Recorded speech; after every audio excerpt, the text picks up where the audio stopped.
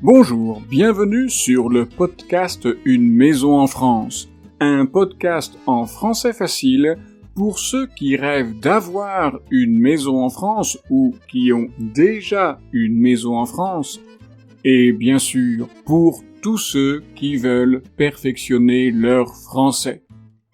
Je suis Jérôme, je suis professeur de français langue étrangère et j'écris aussi des livres pour vous si vous apprenez le français. Chaque semaine, je lis un chapitre, ils sont tout petits, du roman en français facile « Les surprises du premier été ». Puis, je vous explique le français utilisé dans le texte. Dans ce nouvel épisode, Peter et Petra se préparent pour aller au magasin de bricolage. Que vont-ils acheter ? Vous allez l'apprendre tout de suite. Dans la partie explication, je vais vous parler des mots nécessaires et tuyaux. Je vais aussi rappeler une technique utile pour élargir son vocabulaire. Quelle est cette technique ? Restez bien jusqu'à la fin de cet épisode pour le savoir. Mais sans plus attendre, poursuivons l'histoire.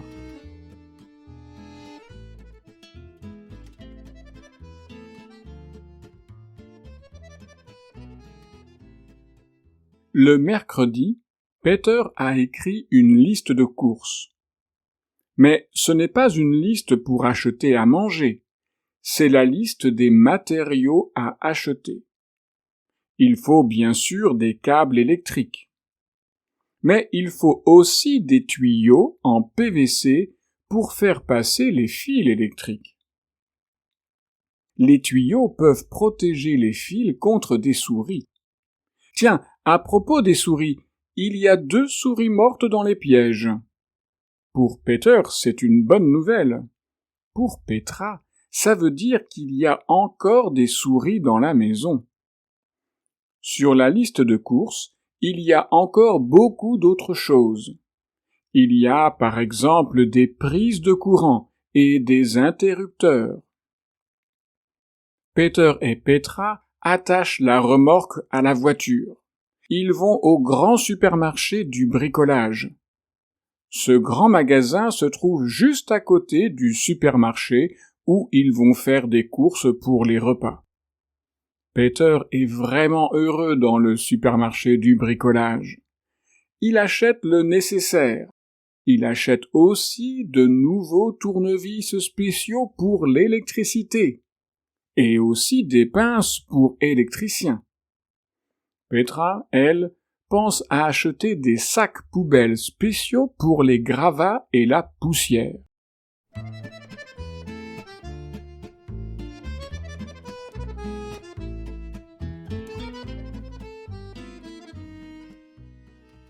Et vous ? Aimez-vous vous promener dans un magasin de bricolage ? Êtes-vous bien équipé en outils ? Avez-vous seulement 2 tournevis ? Un tournevis plat et un tournevis cruciforme ? Un tournevis cruciforme, c'est un tournevis dont le bout est en forme de croix. Ou avez-vous une dizaine de tournevis de différentes tailles et pour chaque type de vis ? L'important, c'est d'avoir le nécessaire pour bien bricoler. Réécoutons ce passage. Peter est vraiment heureux dans le supermarché du bricolage. Il achète le nécessaire. Le nécessaire? Le nécessaire, ça veut dire tout ce dont vous avez besoin pour faire quelque chose. Autrement dit, tout ce qui est important et surtout suffisant pour réaliser une chose.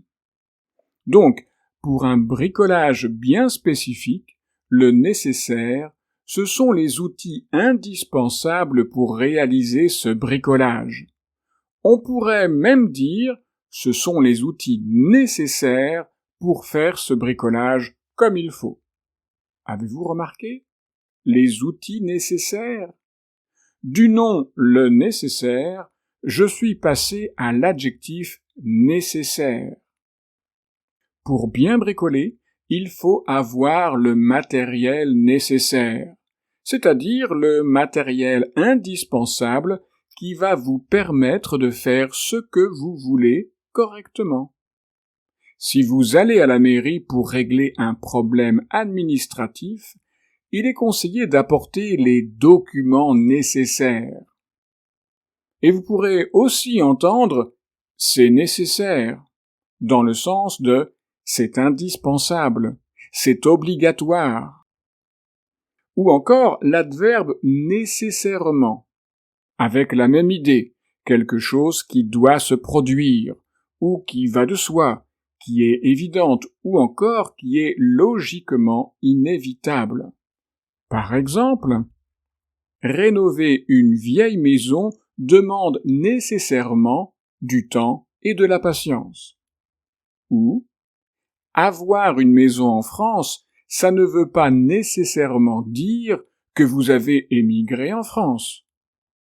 Ou encore, changer un tuyau sous l'évier de la cuisine implique nécessairement de couper l'eau avant de commencer. Tiens, le mot tuyau est aussi dans le texte. Vous vous rappelez cette phrase? Il faut bien sûr des câbles électriques, mais il faut aussi des tuyaux en PVC pour faire passer les fils électriques. Les tuyaux peuvent protéger les fils contre des souris. Le mot tuyau est un mot, je dirais, indispensable quand on a une maison en France. C'est un mot qu'on peut utiliser aussi bien à l'intérieur qu'à l'extérieur de la maison. Alors, un tuyau, qu'est-ce que c'est? Un tuyau, c'est un long tube dans lequel on fait passer quelque chose. Autrement dit, un tuyau, c'est un tube qui permet de faire passer quelque chose.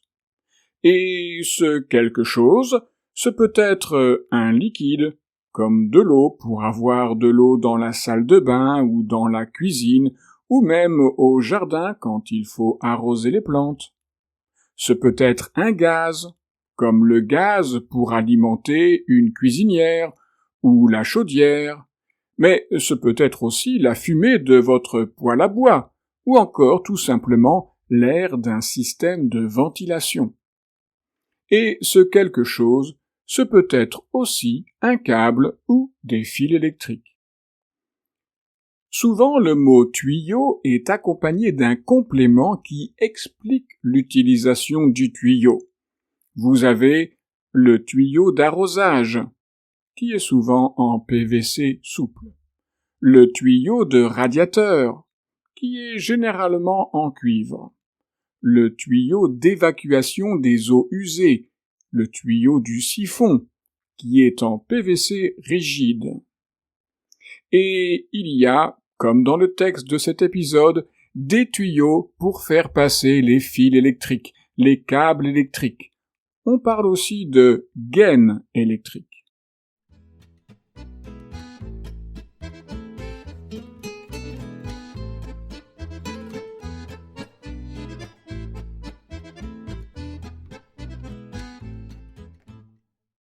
Je voudrais maintenant vous rappeler une technique très efficace pour enrichir votre vocabulaire en français. C'est une technique très efficace car c'est une application personnelle de la technique du réseau de mots connectés. En fait, c'est très simple. Vous prenez un mot ou un thème. Ici, par exemple, le thème de l'électricité dans votre maison. Donc, le mot sera électricité. Ensuite, vous cherchez autour de ce thème, autour de ce mot, des mots qui sont reliés à ce thème. Mais attention, pour que ce soit utile, intéressant, efficace, il faut que ce soit des mots que vous ne connaissez pas encore. C'est pourquoi il faut passer d'abord par sa langue maternelle. Donc, en fait, cette recherche se fait en 2 étapes. La première étape est de chercher dans votre langue maternelle, par exemple le néerlandais ou l'allemand ou l'anglais, les mots que vous ne savez pas encore traduire en français. La deuxième étape est de traduire ces mots en français avec un dictionnaire. sous la forme d'un livre ou même en ligne, mais il est important d'utiliser un vrai dictionnaire. Si vous utilisez une simple machine de traduction avec Internet, vous risquez de ne pas avoir la bonne traduction. Avec un dictionnaire, vous pouvez choisir la traduction exacte du mot que vous ne connaissez pas. Encore une fois, il est important, 1. Que vous ne connaissiez pas le mot en français, et 2. Que ce mot soit vraiment utile pour vous. Voici un exemple. Prenons le thème de l'électricité et de la décoration, avec le mot central « lampe », une lampe, que vous connaissez déjà. Quels pourraient être les autres mots de votre langue maternelle qui sont connectés à l'idée de la lampe et que vous ne connaissez pas en français? Vous faites d'abord la liste. Ce peut être aussi sous la forme très visuelle de ce qu'on appelle une carte mentale, ou, avec un terme anglais, une mind map. Vous placez au milieu de votre feuille le mot central à partir duquel vous dessinez des lignes ou des flèches vers d'autres idées ou d'autres mots dont vous ne connaissez pas la traduction en français. Ensuite, vous traduisez tout ça, et voilà, il n'y a plus qu'à mémoriser la version française de votre carte mentale.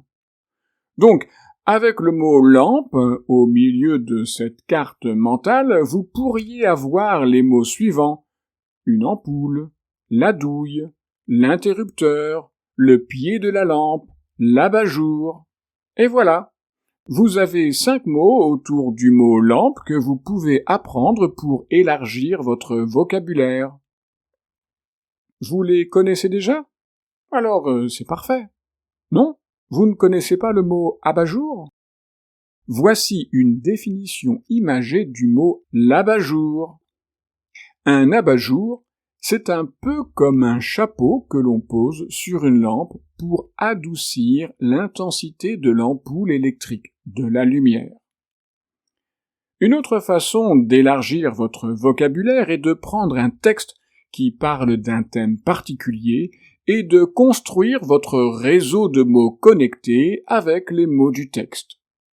Si on prend le texte de cet épisode, avec le terme du bricolage autour de l'électricité, vous pouvez construire le réseau suivant de mots connectés. Les câbles électriques, les tuyaux en PVC, les fils électriques, les prises de courant, les interrupteurs, un tournevis spécial pour l'électricité, une pince pour électricien, l'électricien. Voilà pour le 59e épisode de ce podcast. Si vous aimez cette manière d'élargir votre vocabulaire, cette façon d'apprendre de nouveaux mots utiles, et surtout des mots qui sont vraiment utiles pour vous, j'ai publié des carnets de vocabulaire actifs. À partir d'un mot donné, ces carnets vous invitent à explorer et à compléter vous-même les mots qui sont vraiment, je le répète, qui sont vraiment utiles pour vous.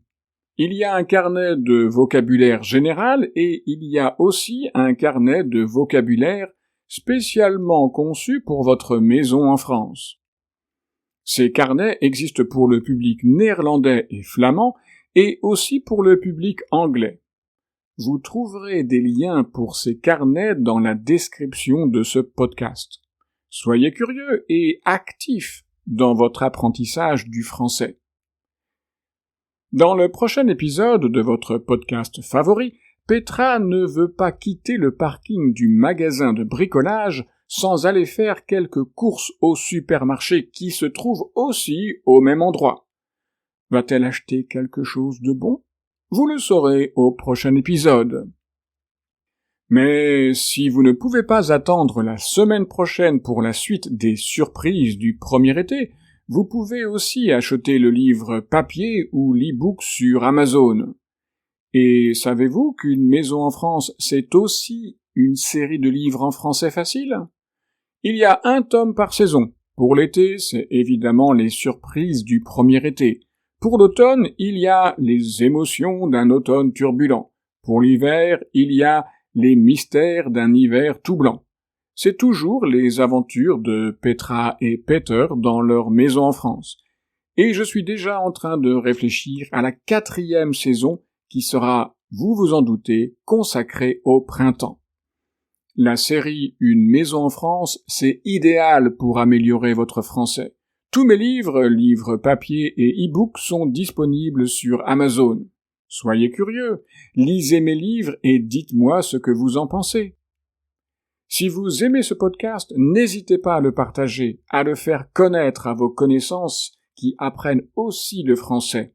Ce n'est pas compliqué, ça ne vous prendra pas plus de 10 secondes et ça me ferait énormément plaisir. Et rappelez-vous, avoir une maison en France, avec tous les tuyaux nécessaires pour l'eau, l'électricité et le chauffage, c'est bien.